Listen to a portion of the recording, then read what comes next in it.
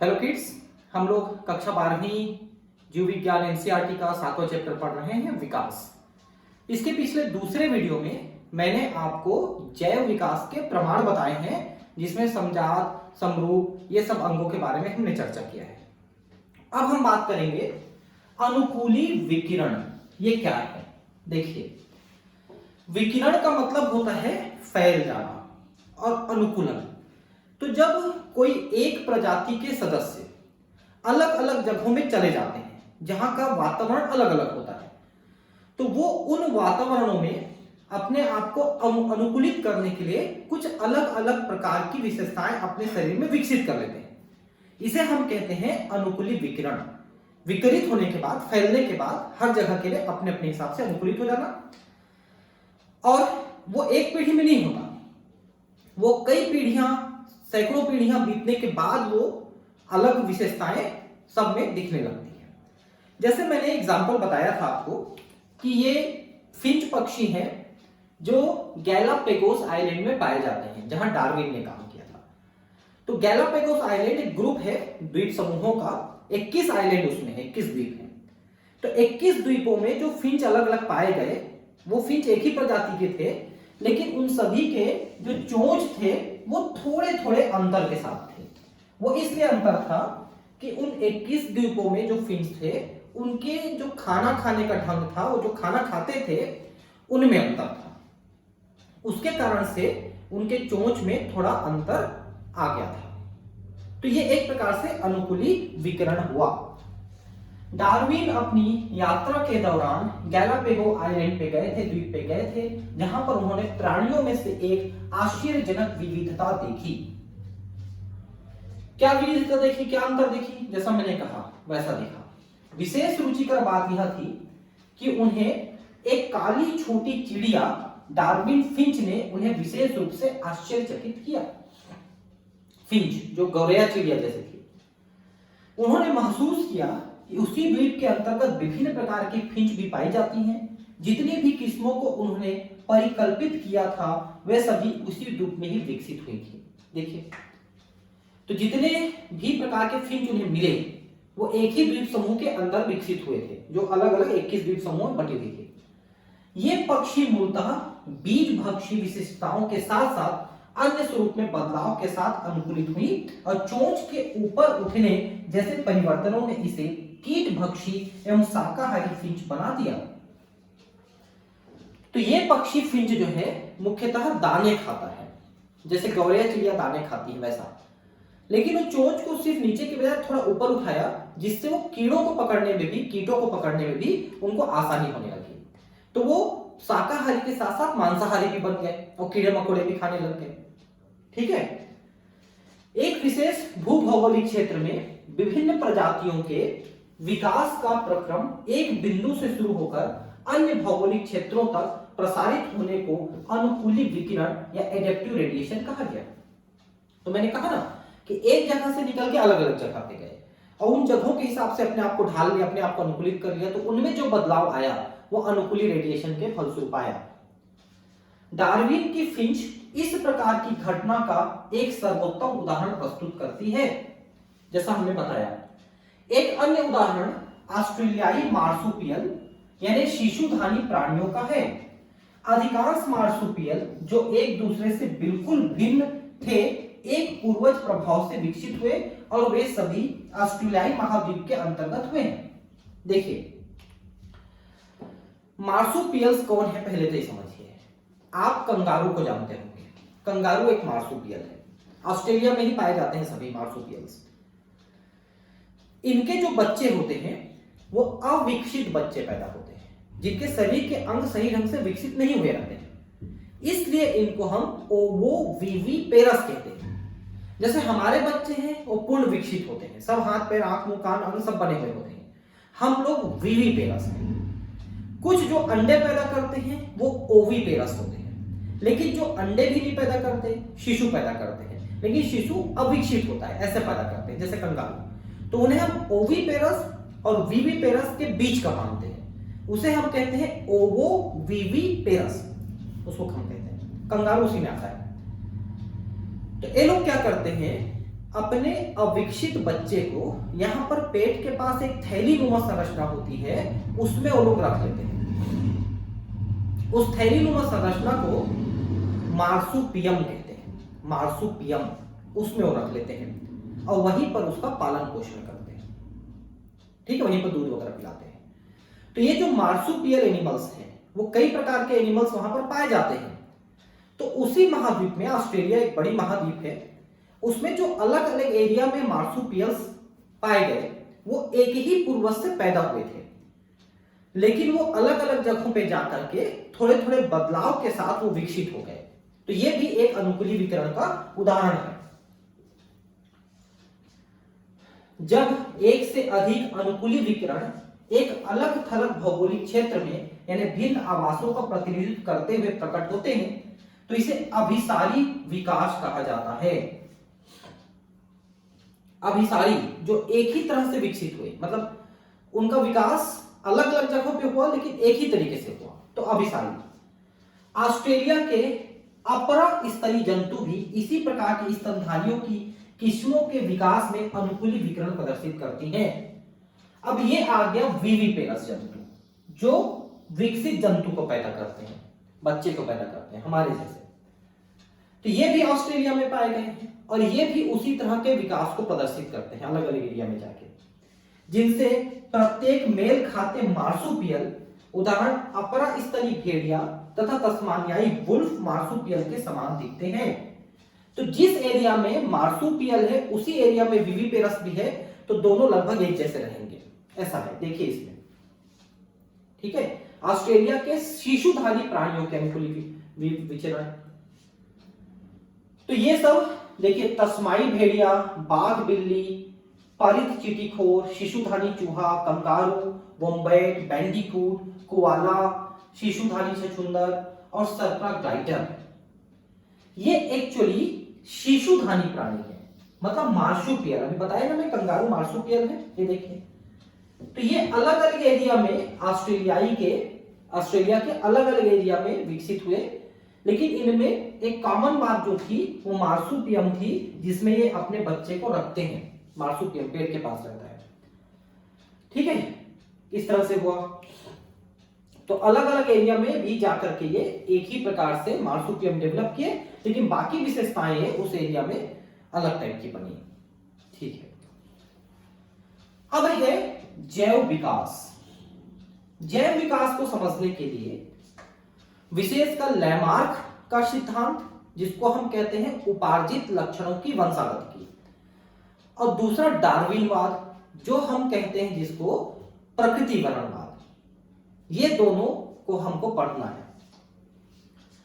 प्राकृतिक वर्ण से विकास अपने वास्तविक अर्थ में तब शुरू हुआ होगा जब जीवन के कोशिकीय रूपों ने अपनी चपाचपी क्षमताओं की विभिन्नता के कारण अपना जीवन आरंभ किया होगा। तो जैव विकास कहां से शुरू हुआ? भाई पहली कोशिका बनने के बाद ही ना जैव विकास होगा।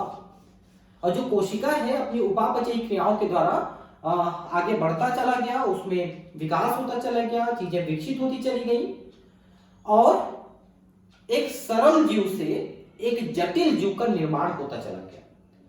और ये बदलाव हमेशा से होता रहा है, आज भी होता है और आगे भी होता रहेगा। लेकिन ये बदलाव इतने धीमे होते हैं ज्यादातर अवस्थाओं में कि ये हमको जनरली सीधे सीधे दिखाई नहीं देते। लेकिन अगर हम सैकड़ों पीढ़ी पहले और बाद की पीढ़ियों का अध्ययन करेंगे तो फिर वो बदलाव जो है हमको स्पष्ट रूप से दिखते हैं। विकास के डार्विन सिद्धांत का मूल तत्व प्राकृतिक चुनाव है। जैसा हमने पढ़ा कि डार्विन कहता है कि प्रकृति सिर्फ उसे जीवित रखने के लिए चुनती है जो जीवित रहने के काबिल होता है, जिसमें दूसरे से ज्यादा काबिलियत है जिंदा रहने के लिए। प्रकृति उसको जिंदा रखने के लिए चुनती है और उसको प्रजनन करने का मौका देती है। नए स्वरूप के प्रकटन की दर जीवन चक्र या जीवन अवधि से संबद्ध है। तो नए स्वरूप का प्रकटन मतलब नए प्रकार के जीवों का निर्माण, वो होता है जीवन चक्र जीवन अवधि से संबद्ध है। क्योंकि जो भी जंतु है, प्राणी है या पौधा है, उसका जो जीवन चक्र चल रहा है उसमें जो बदलाव आते हैं उससे नए स्वरूप पैदा होते हैं। वे रोगाणु जो तेजी से विभाजित होते हैं उनमें बहुगुणन की क्षमता होती है और 1 घंटे के भीतर करोड़ों व्यष्टि बन जाते हैं। व्यष्टि मतलब पॉपुलेशन। तो कोई जीवाणु वगैरह कुछ मिनटों में अगर डिवाइड हो सकता है तो कुछ ही घंटों में वो करोड़ों की संख्या में बन जाएंगे। एक जीवाणु से विभाजित होना शुरू होगा तो जीवाणु, मान लीजिए कि जीवाणु ए की एक कॉलोनी एक प्रदत्त विशेष माध्यम में बढ़ती है क्योंकि भोज्य पदार्थ के एक घटक का उपयोग करने की क्षमता निहित है। इसमें कहना है कि जीवाणु किसी पोषक माध्यम में तभी विकसित हो सकता है जब उस पोषक माध्यम में उसके लिए आवश्यक भोज्य पदार्थ उपलब्ध हो और जो वातावरण है, तापमान वगैरह है, वो उसके अनुकूलित हो, तभी वो जीवाणु उस माध्यम में विकसित हो पाएगा। माध्यम संगठक विशेष बदलाव जीव संख्या, मान लीजिए बी का केवल वह अंश सामने लाएगा जो कि नई परिस्थितियों में उत्तरजीवित रह सके। देखिए, माध्यम संगठक विशेष बदलाव जीव संख्या केवल वह अंश सामने लाएगा जो कि नई परिस्थितियों में उत्तरजीवित रह सके। अभी एक माध्यम में जीवाणु विकसित हो रहे हैं, उसमें जीवाणु के लिए पूरी अनुकूलित अवस्था है, अनुकूलन है। अब मान लो आपने माध्यम में कोई बदलाव कर दिया, अब उस बदलाव को सहन करके उसमें फिर जीवित रहने की जिन जीवाणुओं में क्षमता रहेगी, सिर्फ वही जीवाणु जिंदा बचेंगे, बाकी मर जाएंगे। अब जो जीवाणु जिंदा बचे वो नए वातावरण के हिसाब से ढल गए, आपने जो परिवर्तन किया उसके अनुसार ढल गए। तो प्रकृति ने उनको चुना, क्यों? क्योंकि वो नए वातावरण के हिसाब से ढल सकते थे, इसलिए उनको जिंदा रखने के लिए चुना, बाकी मर गए। एक समयावधि के दौरान यह परिवर्तन अन्यों से बाजी मार लेता है और एक नई प्रजाति प्रकट होती है। तो बाकी तो मर गए और ये धीरे धीरे इस तरह से बदलते चले गए अगर पीढ़ी दर पीढ़ी, तो उनमें एक नई प्रकार की प्रजाति उत्पन्न हो जाएगी। सीधी सी बात है। यह कुछ दिनों के भीतर ही होता है क्योंकि वो तो जीवाणु है ना, सैकड़ों पीढ़ी कुछ ही घंटों में पैदा कर देगी, तो जल्दी जल्दी बदलाव आएगा। ठीक है, यही बात एक मछली या एक कुक्कुट के लिए लागू होती है जो लाखों वर्ष लेंगी। क्यों लेंगी? एक जीवाणु अपना जीवन चक्र कुछ मिनटों में पूरा कर रहा है, वो विभाजन चालू कर रहा है, लेकिन एक अगर मुर्गे को ले लेते हो या एक मछली को ले लेते हो तो इसका जीवन चक्र तो कई साल का हो सकता है। तो फिर उनकी हजारों पीढ़ी निकलने में सैकड़ों वर्ष लग जाएंगे, हजारों वर्ष लग जाएंगे, या और ज्यादा लाखों वर्ष भी लग सकते हैं, है ना। तो हजारों लाखों पीढ़ियां निकालने के लिए जितना समय लगता है, आपको नए प्रजाति को बनाने में उतना ही समय लगेगा, क्योंकि नई प्रजातियां धीमे धीमे बनती है। डार्विन कहता है कम से कम, है ना, डार्विन लेमार्क ये कहते हैं। भले ही उत्परिवर्तनवाद ये कहता है कि नए प्रजातियां जल्दी से बन जाती हैं उत्परिवर्तन द्वारा, लेकिन वो बहुत कम होता है। ज्यादातर जो नई प्रजातियां बनी हैं या बनेंगी वो डार्विन या लेमार्क के आधार पर बनती है, क्योंकि उनकी जीवन अवधि वर्षों लंबी होती है, मुर्गी की या मछली की, तो हजारों लाखों पीढ़ियां निकलने में उतने वर्ष लग जाएंगे। ये ऑस्ट्रेलिया के बारे में हम बात कर रहे थे, एक स्लाइड थोड़ा पीछे रह गया, कोई बात नहीं, हम इसको समझ लेते हैं कि ऑस्ट्रेलिया में जिस एरिया में मार्सुपियल रहते हैं उस एरिया में सामान्य स्तनी भी रहते हैं और दोनों लगभग एक जैसे होते हैं, क्योंकि उस एरिया के आधार पर वो अपने आप को ढाले हुए हैं। तो जैसे छछूंदर है, मोल जो हमारे यहाँ चूहा होता है ना, छछूंदर चूहा जैसा एक लंबा सा चू चू चू चू चू ऐसा करता है वो, और वैसे ही एक छछूंदर ये भी होता है मार्सुपियल वाला, दोनों लगभग एक जैसे। ये चींटीखोर है, ये नैम्बेट चींटीखोर है मार्सुपियल, ये चूहा है, शिशुधानी चूहा है। लीमर है, धब्बेदार कसकस है, ये लेमर है ना, लीमर नहीं है, लेमर। उड़न गिलहरी है, उड़न फेरेंजर है ना, bobcat, Tasmanian tiger cat, और भेड़िया और तस्मानिया भेड़िया यानी वॉल्फ, ये एक ही एरिया में है। ये विविपेरस है और ये बोबो विविपेरस है। अलग अलग प्रजातियां हैं लेकिन लगभग एक जैसे अनुकूलित है, एक एरिया में है। फिर आगे बढ़ते हैं। हम बैक्टीरिया की बात कर रहे थे कि ए बैक्टीरिया ग्रो किया, हमने वातावरण में बदलाव किया, पोषक माध्यम में बदलाव किया, तो उसके बहुत सारे जीवाणु मर गए, कुछ बचे तो बी बन गए। अब उनमें नई प्रजाति पैदा हो गई। यहां पर हम कह सकते हैं कि ए की अपेक्षा बी की उपयुक्तता बेहतर है, क्योंकि वो नए वातावरण में अपने आप को ढाल पाए, इसलिए बी कहलाया। ए वाले तो ज्यादातर मर गए, जो बचे वो बी कहलाए, तो ज्यादा उपयुक्त रहे। प्रकृति उपयुक्तता को चुनती है। हमें यह अवश्य याद रखना है कि यह तथाकथित उपयुक्तता उन विशिष्टताओं पर आधारित होती है जो कि वंशानुगत होती हैं। तो अब जिंदा रहने के लिए जो उपयुक्त है वो जिंदा रह गया, तो वो अगली पीढ़ी में उस अच्छाई को भेजेगा, तभी तो अगली पीढ़ी के भी जिंदा रहने के चांस बढ़ेंगे। हालांकि वहां पर फिर उनको नए वातावरण के लिए ढलना पड़ सकता है, लेकिन अगर पुराना वातावरण रहेगा तो कम से कम उसमें ढलने के लिए तो अपने माँ बाप से उसको विशेषता मिलनी चाहिए, तब तो उस वातावरण में ढलेगा। अतः चयनित होने तथा विकास हेतु निश्चित ही एक आनुवांशिक आधार होना चाहिए। ठीक है, तो आनुवांशिक आधार क्या होना चाहिए? ये लेमार्क कहता है कि हम अपने जीवन में जो अच्छाई या अच्छे कैरेक्टर या बदलाव लाते हैं वो अगली पीढ़ी में चला जाता है, ये लेमार्क कहते हैं शुरू से। हालांकि हर एक कैरेक्टर नहीं जाता, जो जीन्स में आते हैं और जो हमारे अंडाणु शुक्राणु में जाते हैं वही अगली पीढ़ी में पहुंचेंगे।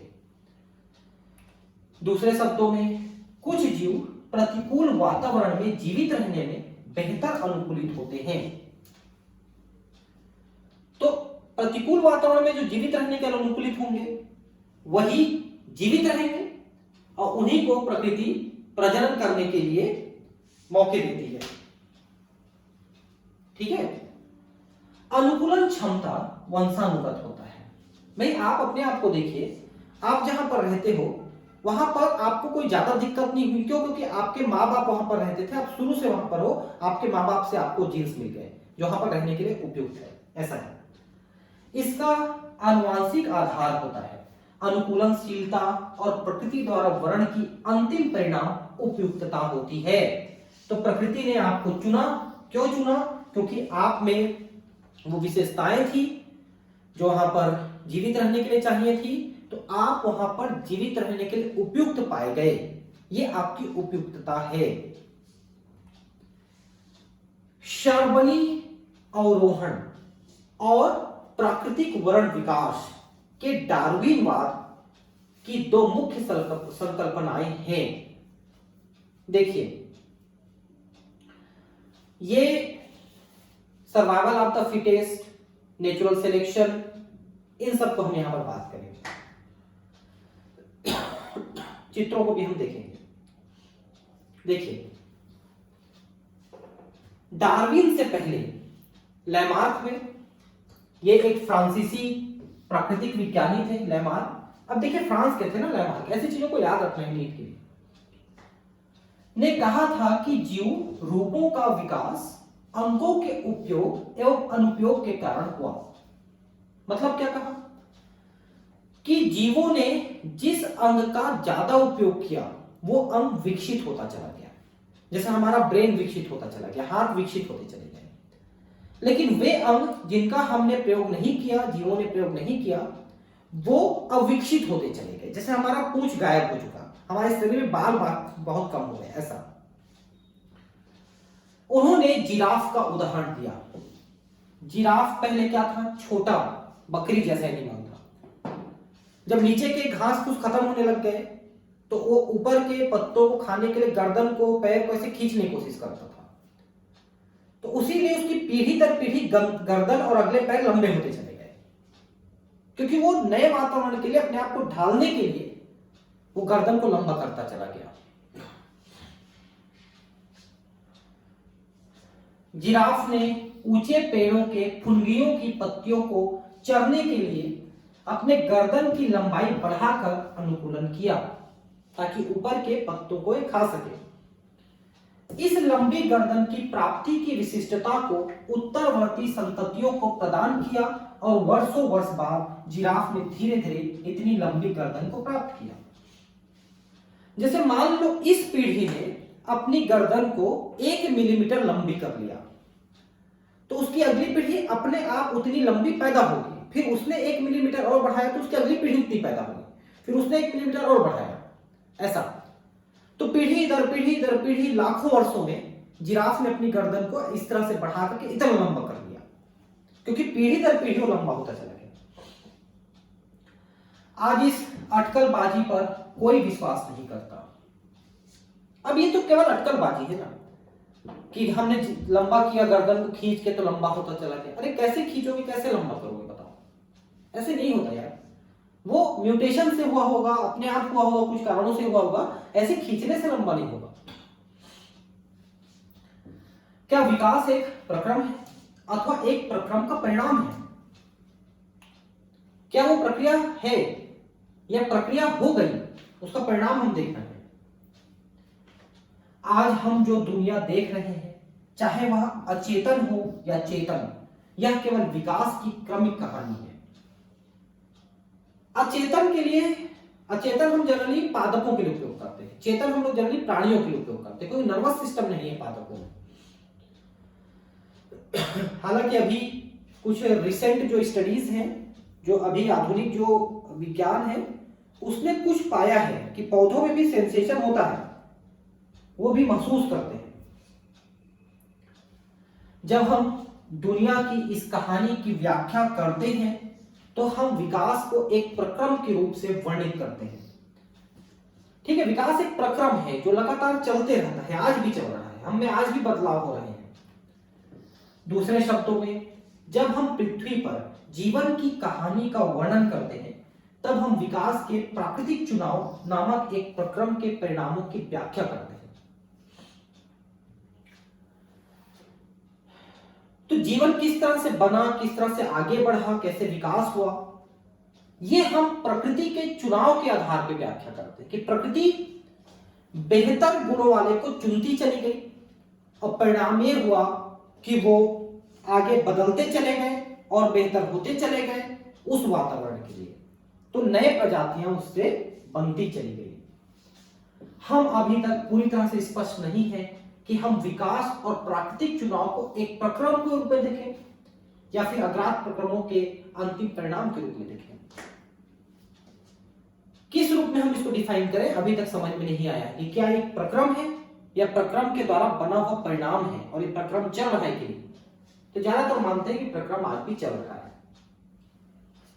यह संभव हो सकता है कि थॉमस माल्थस के समष्टि संदर्भ में किए गए कार्यों ने डार्विन को प्रभावित किया। देखिए, थॉमस माल्थस ने एक बुक लिखी थी, उसका नाम था एन एसे ऑन पॉपुलेशन, जनसंख्या पर एक एसे, एक निबंध। उन्होंने यह बताया था कि किसी भी जगह पर प्राणियों की जनसंख्या ज्यामितीय ढंग से बढ़ती है। कैसे? 2, 4, 8, 16, 32, 64 ऐसे बढ़ती है, ज्यामिति, ज्योमेट्रिक जनसंख्या। लेकिन वहां पर फूड की उपलब्धता एरिथमेटिक ढंग से बढ़ती है, बीज गणितीय ढंग से बढ़ती है। कैसे? 2, 3, 4, 5, 6, 7 ऐसे बढ़ती है। तो पहले जहां पर 2 थे, इन दो केवल सदस्य थे और फूड भी 2 थी। तो जब 2 से 4 हो गए लोग, तो फूड सिर्फ 2 से 3 के लिए हो पाया। वैसे 4 से 8 हो गया तो फूड सिर्फ 4 के लिए हो पाया, ऐसे हो रहा। तो 2, 3, 4 ऐसे बढ़ता है फूड, जबकि जनसंख्या 2, 4, 8, 16, 32, 64 ऐसे बढ़ता है। ये माल्थस का कहना था। तो डार्विन ने जब अपनी थ्योरी बनाई तो उसमें माल्थस की थ्योरी का बड़ा प्रभाव दिखा, कि उन्होंने जनसंख्या को लेकर जो बातें कही थी माल्थस ने, उनका काफी प्रभाव उनको डार्विन के थ्योरी में दिखा। प्राकृतिक चुनाव कुछ खास प्रेक्षणों पर आधारित है जो कि तथ्यात्मक है। ठीक है, मतलब तथ्यों पर आधारित कुछ प्रेक्षण है। उदाहरण के लिए, प्राकृतिक संसाधन सीमित है। भाई मान लो प्राकृतिक संसाधन 50 लोगों के लिए है, तो वहां पर सिर्फ 50 ही रह सकते हैं। 51 अगर हो जाएगा तो एक को मरना पड़ेगा, यह उसका सिद्धांत है। प्रकृति का। लेकिन ये सिद्धांत सिर्फ मानव के लिए लागू नहीं हो रहा है। मानव अपने लिए जो जरूरी चीजें हैं उनको वो दूसरे से छीन के पूरी कर रहा है। मौसमी उतार चढ़ावों को छोड़कर जीव संख्या स्थिर रहती है। भाई थोड़ा बहुत ठंड है, गर्मी, उसमें कम ज्यादा हो जाते हैं, मच्छर है, मक्खी है, कोई भी जीव है, लेकिन एक्चुअली मेन संख्या तो निश्चित रहती है। एक जीव संख्या के सदस्य विशिष्टताओं में भिन्न होते हैं। वस्तुतः दो समस्या एक जैसी नहीं होती है, दो पॉपुलेशन एक जैसी नहीं होती, उस जगह के हिसाब से उनमें कुछ ना कुछ विशेषता होती है। यद्यपि ऊपरी तौर पर वे एक जैसे दिखते हैं। जैसे अगर हम हमारे यहाँ के मच्छर को देखें और थोड़े से नॉर्थ एरिया में चले जाएं, ठंडे जगह में, वहां के मच्छर को देखें, संख्या कम रहेगी, ठीक है, वहां पर मच्छर तो रहेंगे ही, लेकिन दोनों दिखते एक जैसे हैं, लेकिन उनके अनुकूलन अलग अलग है, क्योंकि वो ठंडे इलाके के लिए, यहाँ गर्म इलाके के लिए है। हालांकि मच्छर तो गर्म इलाके में ज्यादा पाई जाती है, लेकिन हम दूसरे जीव को देखें मान लो, तो वो जीव तो है ना वहां भी, लेकिन वहां के लिए वो अलग ढंग से अडॉप्टेड है, यहाँ के लिए अलग ढंग से अडॉप्टेड है, बाहर से एक जैसे दिखेगी। तथापि अधिकतर विविधताएं वंशागत होती हैं, एक पीढ़ी से दूसरी पीढ़ी में विशेष चले जाती हैं। जैसे हम लोग ठंड को कम बर्दाश्त करते हैं, लंदन वाले ज्यादा बर्दाश्त कर सकते हैं, हम लोग गर्मी को ज्यादा बर्दाश्त करते हैं, वो लोग गर्मी को कम बर्दाश्त करते हैं। यद्यपि वास्तविकता यह है कि सिद्धांतिक रूप में जीव संख्या विस्फोटक रूप से बढ़ सकती है। अगर उनको पर्याप्त फूड और स्पेस मिलता है तो जनसंख्या बहुत तेजी से बढ़ जाती है, जैसे मानव की बढ़ी है। यदि हर एक स्वतंत्र जीव अधिकतम प्रजनन करे, इस तथ्य को बैक्टीरियाई जीव संख्या की वृद्धि में देखा जा सकता है। और यह तथ्य कि वास्तविकता में जीव संख्या का आकार सीमित है का मतलब यह है कि संसाधनों के लिए प्रतियोगिता है। हर जीव चाहता है कि वो अधिकतम जनसंख्या को बढ़ाए और वो अधिकतम बच्चे पैदा करता है, चाहे वो प्राणी हो चाहे पादप हो, लेकिन उनके अधिकांश बच्चे लार्वा शीट मर जाते हैं। सिर्फ कुछ ही बच्चे जीवित रहते हैं जितने कि उस जगह में रह सकते हैं, बस बाकी मर जाते हैं। जैसे आपके घर के बाजू में अभी जो फीमेल डॉग ने बच्चा दिया, वो उसके ज्यादातर बच्चे मर गए। क्यों? क्योंकि उतने बच्चे जीवित रहने के लिए वहां पर नहीं है, मतलब वहां पर संसाधन नहीं है। केवल कुछ ही दूसरे की कीमत पर उत्तर जीवित रह पाते हैं, जो कि स्वयं नहीं फल फूल सकते हैं, उन्नति कर सकते हैं। किनकी कीमत? क्या लिखा है यहाँ पे समझिए। जो जीवित रह गए वो उनके बल पे जीवित रहे जो मर गए, उनके संसाधनों को छीन के जीवित रहे। मैं आपको बता दूं कि जंगल का नियम बहुत कठोर है। जंगल का मतलब नेचुरल प्लेस, कि मतलब तुम दूसरे को हरा सकते हो, उनको मार सकते हो तो तुम जीवित रह सकते हो, और अगर कोई तुमको मार सकता है तो वो जीवित रहेगा। तो ये उनकी कीमत पे जीवित रहते हैं जो खुद जीवित नहीं रह सकते, उनकी कीमत पे वो जीवित रहता है जो रह गया जीवित। डार्विन की न्यूनता एवं वैचारिक प्रगल्भता अंतर विचार यह था कि उन्होंने दावा किया कि विविधताएं जो कि वंशागत होती हैं और जो कुछ एक के लिए संसाधनों की उपयोगिता बेहतर बनाती हैं, पर्यावरण से बेहतर अनुकूलन करती है, केवल उन्हें ही इस योग्य बनाती है कि वे प्रजनन करें और अधिकाधिक संतति छोड़ जाएं।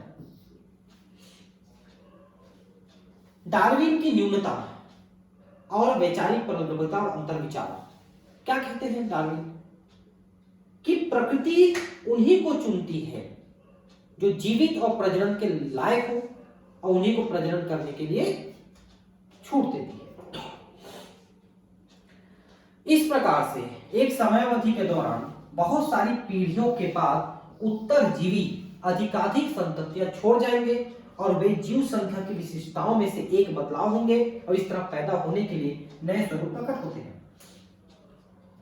तो संतति तो पैदा कर देते हैं, लेकिन उन संततियों में जीवित रहने के लिए कंपटीशन होता है फिर से, और फिर उनमें जो जीतता है वही जीवित रहता है। तो संततियां तो बहुत सारे हो जाते हैं, लेकिन उनमें से ज्यादातर मर जाते हैं। केवल कुछ ही जिंदा रह पाते हैं जो बहुत स्ट्रगल कर सकते हैं, वही जिंदा रह पाते हैं। विकास की क्रियाविधि, विकास कैसे होता है? देखिए, विविधता का उद्गम क्या है और प्रजाति की उत्पत्ति कैसे हुई? भाई विविधता का मतलब है अंतर।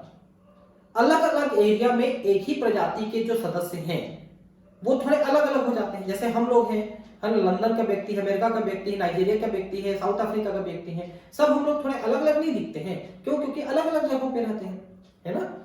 तो वही कह रहा है कि आखिर ये भिन्नता क्यों पैदा होती है। यद्यपि मेंडल ने ऐसे वंशानुक्रमिक कारकों के विषय में बताया जो दृश्य फिनोटाइप को प्रभावित करते हैं। तो ये मेंडल के समय से हम समझने की कोशिश कर रहे हैं कि कैसे ये बदलाव आता है और कैसे ये बदलाव उनके शरीर में दृष्टिगोचर होते हैं, कैसे दिखते हैं। डार्विन ने इस तरफ ध्यान नहीं दिया और इस विषय में चुप ही साध ली। ये भिन्नता कैसे आती है, डार्विन इसके बारे में कुछ नहीं बतलाते हैं। ये डार्विन की सबसे बड़ी कमी रही। उन्होंने कहा कि भिन्नता आती है, जो 5 बच्चे पैदा हुए उनमें एक बच्चा ऐसा है जो थोड़ा अलग है और जो जीवित रहने काबिल है, तो वो अलग क्यों है, ये चीज डार्विन नहीं बताया। 20वीं सदी के प्रथम दशक में 1905 के आसपास में ह्यूगो डी व्रीज ने इवनिंग प्राइमरोज पर काम करके म्यूटेशन के विचार को आगे बढ़ाया। म्यूटेशन, उत्परिवर्तन क्या कहता है कि जो बदलाव है ना, वो डीएनए में परिवर्तन के कारण से आता है। डीएनए में कुछ बदलाव आ जाता है, उसके कारण से उसके संरचना में, उसके स्वभाव में बदलाव आ जाता है, और उसी को उन्होंने परिवर्तन कहा था। लेकिन ये अचानक आता है, बहुत धीरे धीरे आने वाला चीज नहीं है और सतत नहीं है। एक बार हो गया, वो बार बार नहीं होगा, ये कंटिन्यू नहीं होगा, अचानक से हो जाएगा, खत्म, ऐसा। म्यूटेशन का अर्थ है जीव संख्या में सहसा आने वाले बड़े बड़े परिवर्तन। अचानक से बड़ा परिवर्तन दिखेगा किसी जंतु में, जैसे लंबे पैर वाले भेड़ की जगह छोटे पैर वाला भेड़ पैदा हो गया, ऐसा। इनका मत था कि ये बड़े से उत्परिवर्तन ही विकास के कारण है, न कि छोटी छोटी विविधताएं जिन पर डार्विन ने बल दिया था।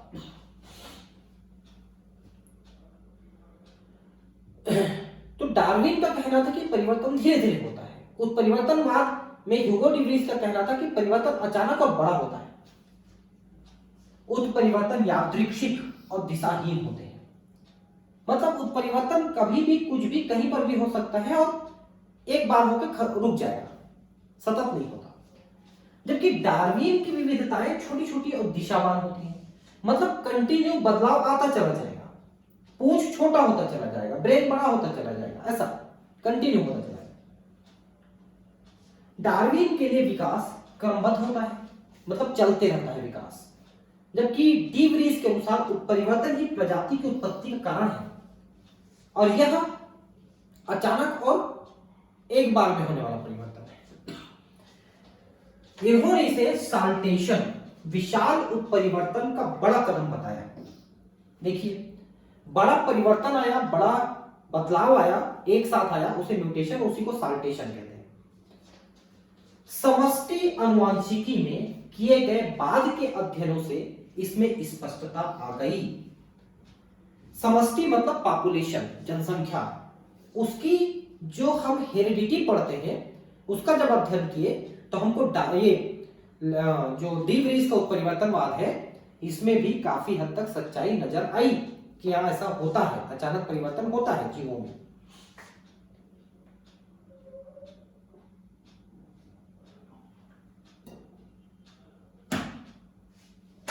हार्डी-विनबर्ग लॉ क्या कहता है? हार्डी-विनबर्ग लॉ कहता है कि पॉपुलेशन ठीक ठाक है, बड़ा पॉपुलेशन है, काफी सारे प्राणी हैं उसके अंदर, सदस्य हैं, और उनमें प्रजनन रैंडम तरीके से हो रहा है, मतलब कोई किसी के साथ भी प्रजनन कर रहा है, कोई छांट नहीं रहा है कि मैं मेरे जैसे दिखने वाला, मैं गोरा हूं तो गोरे के साथ, काला हूं तो काले के साथ, ऐसा नहीं। जो जिसके साथ पा रहा है उसके साथ प्रजनन कर रहा है, ऐसी कोई जीव की पॉपुलेशन है और बड़ी पॉपुलेशन है, पर्याप्त संख्या में। तो उस पॉपुलेशन में जितने प्रकार के एलील हैं जीन्स के, किसी एक गुण के जो जीन है उसके जितने भी एलील रहेंगे उनकी आवृत्ति पीढ़ी दर पीढ़ी समान बनी रहती है। जैसे मान लो कि पौधे की लंबाई का जो जीन है कैपिटल टी और स्मॉल टी है, ठीक है। मान लो 200, 400, 600, 1000 पौधों का जो समूह है उसमें ये जो कैपिटल टी है ये 60% की मात्रा में है और स्मॉल टी 40% की मात्रा में है। मतलब दोनों जीन मिलके अगर 100 जीन है तो 60 इसके 40 इसके, ऐसे जीन है पूरे पॉपुलेशन में मान लो। तो पीढ़ी दर पीढ़ी ये इतना ही परसेंट बना रहेगा, थोड़ा बहुत कम ज्यादा हो सकता है, लेकिन लगभग इतना परसेंट बना रहेगा। इसे हम कहते हैं हार्डी-विनबर्ग साम्यावस्था, कि इसमें किसी पॉपुलेशन में, किसी समष्टि में जो किसी कैरेक्टर के प्रभावी और अप्रभावी जीन्स के पाए जाने की जो फ्रीक्वेंसी है, जो आवृत्ति है, वो पीढ़ी दर पीढ़ी साम्यावस्था में रहेगी, स्थिर बनी रहेगी, बशर्ते कि वो पॉपुलेशन पर्याप्त बड़ी हो और उसमें रैंडम रिप्रोडक्शन होता हो, मतलब कोई किसी के साथ भी रिप्रोडक्शन करता हो, तभी वो स्थिर बनी रहेगी। हार्डी-विनबर्ग सिद्धांत कहता है कि एक जीव संख्या में एलील, यानी कैपिटल टी और स्मॉल टी, ये एलील हुए, युग्म विकल्पी आवृत्तियां और उनके लोकस सुस्थिर होते हैं। मैंने बताया ना भी, जो एक पीढ़ी से दूसरी पीढ़ी तक निरंतर रहते हैं। जीन कोश कुल जीन संख्या में जीने व उन युग्म विकल्पी सदा अपरिवर्तनीय रहते हैं। तो युग्म विकल्पी पूरी जीव संख्या में मान लो 100 लोगों का पॉपुलेशन है तो 40% 60% है, इनको दशमलव में दिखाया जाता है एक्चुअली। जैसे ये 0.6 हो गया तो ये 0.4 हो गया, दोनों मिलके 1 होते हैं टोटल। ठीक है, इसे आनुवंशिक संतुलन कहते हैं। सभी एलील आवृत्तियां एक होती है, मैंने कहा ना एक होती है, तथा व्यष्टिगत आवृत्तियों को पी क्यू आदि कहा जाता है। जैसे कि मान लो जो डोमिनेंट जीन है, प्रभावी जीन है, उसको हम पी कहते हैं, और जो रिसेसिव या अप्रभावी जीन है उसको क्यू कहते हैं। ठीक है, तो यहां पर P square plus 2pq plus Q square equal to 1 ये माना जाता है हार्डी-विनबर्ग लॉ में। द्विगुणित में p तथा q एलील a तथा कैपिटल A तथा स्मॉल a की आवृत्ति का प्रतिनिधित्व करते हैं। मैंने कहा ना कैपिटल और स्मॉल का प्रतिनिधित्व करते हैं। एक जीव संख्या में कैपिटल A की आवृत्ति साधारणतः p स्क्वायर होती है। p स्क्वायर का मतलब होता है दोनों कैपिटल T, इसका ये मतलब होता है, और 2 कैपिटल T स्मॉल t ऐसा लिखेंगे plus small t equal to 1 ऐसा हो जाएगा फार्मूला। समझिए उसको देख करके। इसी प्रकार से क्यू स्क्वायर और capital A small a 2pq होती है, अतः p square plus 2pq plus q equal to 1, ये इक्वल टू 1 होगा। और ये actually p plus q whole square की एक द्विपदी समीकरण है, अभिव्यक्ति है, जो आप कक्षा 7वीं 8वीं से इस तरह के समीकरण को पढ़े हो, वो उसी तरह का समीकरण है।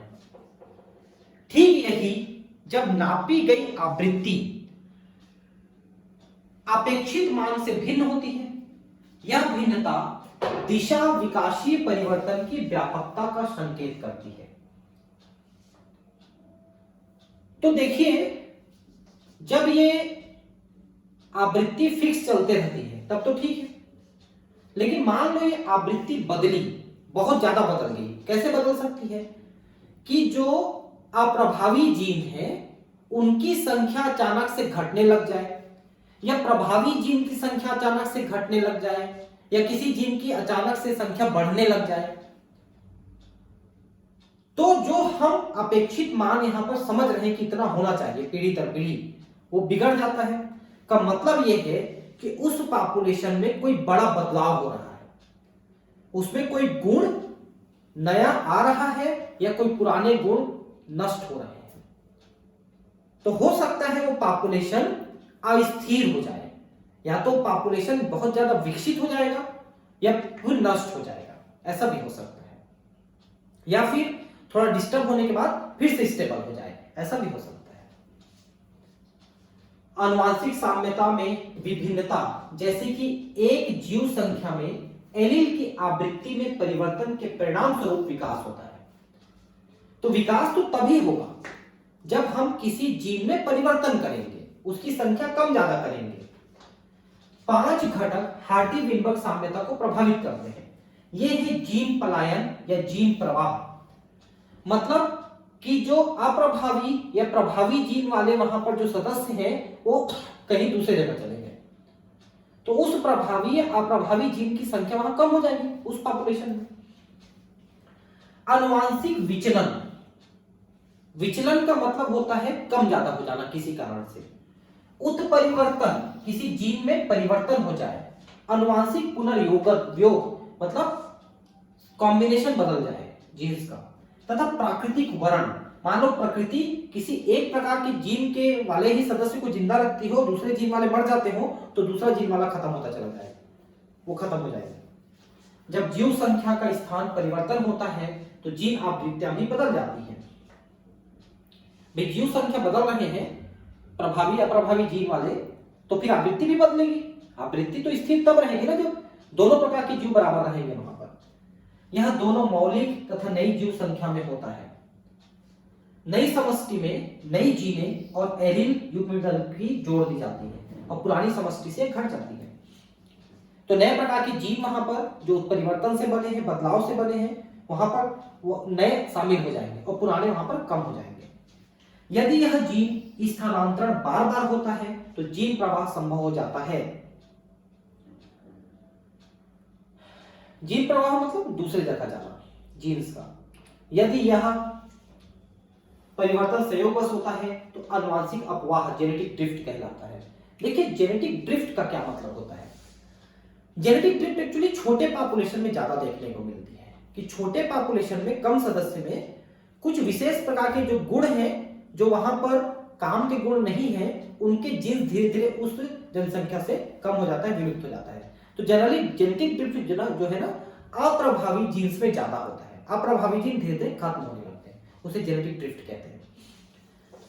ये एक ग्राफ है, आप इसको ध्यान से देखिए कि यहां पर एक समष्टि जो है अपना पॉपुलेशन बना के रखा हुआ है। अब ये 3 तरह से चेंज हो सकता है। एक कि उनके अंदर जो अनुकूलन आए, नए प्रकार के जीन आए, वो उस वातावरण के लिए ज्यादा अनुकूलन पैदा किए। तो ज्यादा अनुकूलन पैदा किए तो यहां पर सदस्यों की संख्या बढ़ जाएगी। ये देखिए फिनोटाइप वाले व्यक्तियों की संख्या, जो अनुकूलन वाले सदस्यों की संख्या बढ़ जाएगी, तो ये थोड़ा सा ज्यादा ऊपर उठ गया, शिखर ऊंचा और संकरा हो जाता है। लेकिन अगर जो परिवर्तन है वो कुछ इस तरह से होगा कि उस वातावरण में ढलने में समय लग जाएगा, तो ये ग्राफ थोड़ा आगे खिसक जाएगा। ठीक है, थोड़ा देरी से वो विकसित होकर के आगे आ जाएंगे। लेकिन मान लो कि अनुकूलन इस तरह हुआ कि पहले संख्या कम हो गई, फिर अनुकूलित होगी, फिर बढ़ गई, तो फिर वो इस तरह का होगा जो ग्राफ है। 3 तरह के ग्राफ यहां पर बनेंगे। कभी कभी एलील आवृत्ति का यह परिवर्तन समष्टि के नए नमूने में इतना भिन्न हो जाता है तो वह नूतन प्रजाति स्पीशीज हो ही जाता है। जब बहुत ज्यादा परिवर्तन हो गया किसी प्रजाति में, उनके सदस्यों में, तो वो एक नई प्रजाति नजर आने लगती है। मौलिक अपवाहित समष्टि संस्थापक बन जाती है और इस प्रभाव को संस्थापक प्रभाव कहा जाता है। एक जगह पे कुछ सदस्य थे, उनमें से कुछ सदस्य निकल के दूसरे जगह जाके बस गए। अब दूसरे जगह जाकर के वहां के हिसाब से अनुकूलित हुए और धीरे धीरे अनुकूलन इतना ज्यादा होता चला गया कि वो नई प्रकार की प्रजाति बन गए। तो जो इस काम की शुरुआत किए वहां पर जा करके उन्हें संस्थापक कहेंगे, जो शुरू में गए और अनुकूलित हुए। सूक्ष्म जीवों में किए गए प्रयोग दर्शाते हैं कि जब पूर्व विद्यमान लाभकारी परिवर्तनों का वर्णन होता है तब परिणाम स्वरूप नए फिनोटाइप का आविर्भाव होता है। तो मतलब यह है कि जो उत्परिवर्तन हुआ, जो बदलाव आया, अगर वो लाभदायक रहा तो अगली पीढ़ी में वो चीजें दिखने लगेंगी और अगली पीढ़ी में नए प्रजाति का प्रादुर्भाव हो जाएगा। कुछ पीढ़ियों के बाद यही नव प्रजाति की उत्पत्ति हो जाएगी, क्योंकि वो बदल गया तो कई पीढ़ियों के बाद वो नया स्पीसीज बन जाएगा। प्राकृतिक वर्ण वह प्रक्रम है जिससे अधिक जीवन सम वंशानुगत विविधता को जनन के अधिक अवसर मिलते हैं और संतानें अधिक संख्या में उत्पन्न होती हैं। तो वर्ण प्रकृति ने उसको चुना, तो चुनने की प्रक्रिया यह है कि हम तुमको जीवित रखेंगे, तुम जीवित रहो और अधिक से अधिक संतानें पैदा करो, यही तुम्हारा काम है। ये काम प्रकृति ने उसको सौंप दिया। तार्किक विश्लेषण हमें विश्वास दिलाता है कि उत्परिवर्तन या युग्मोत्पादन के दौरान का पुनर्योजन या जीन अपवाह का परिणाम होता है। जीन आवृत्ति या अलील का आगामी पीढ़ी में परिवर्तन। तो कोई जीन या उसकी आवृत्ति का अगली पीढ़ी में कम या ज्यादा हो जाना उत्परिवर्तन के कारण से हो सकता है, या अंडाणु शुक्राणु बनते समय जो रिकॉम्बिनेशन पुनर्संयोजन होता है, जीन्स का अदला बदली होता है, उसके कारण से, या जीन अपवाह मतलब जीन या तो बाहर चले गए या अंदर आ गए कहीं से किसी दूसरे जनसंख्या से, तो इन कारणों से उस जनसंख्या में उस जीन की आवृत्ति कम ज्यादा हो जाएगी। जन्म की सफलता के सहारे से प्राकृतिक वर्ण इसको भिन्न समष्टि का आभास दे रहा है। ठीक है, तो प्राकृतिक वर्ण स्थायित्व प्रदान करता है। प्रकृति ने आपको चुना तो आपसे बनाई हुई जनसंख्या वहां पर स्थिर रहेगी। व्यष्टियों को लक्षण प्राप्त होना दिशात्मक परिवर्तन या वितरण जो वितरण वक्र के दोनों सिरों पर होता है। चित्र 7.8, ये 7.8 है। तो इसमें हमको ये समझ में आ रहा है कि प्रकृति के वर्ण का जनसंख्या की जो ग्राफ है उसमें क्या अंतर होता है, उसमें क्या प्रभाव होता है। ठीक है, विकास का संक्षिप्त विवरण ये आखिरी एक लेक्चर और हम बनाएंगे और उसमें हम इसको कंप्लीट करेंगे।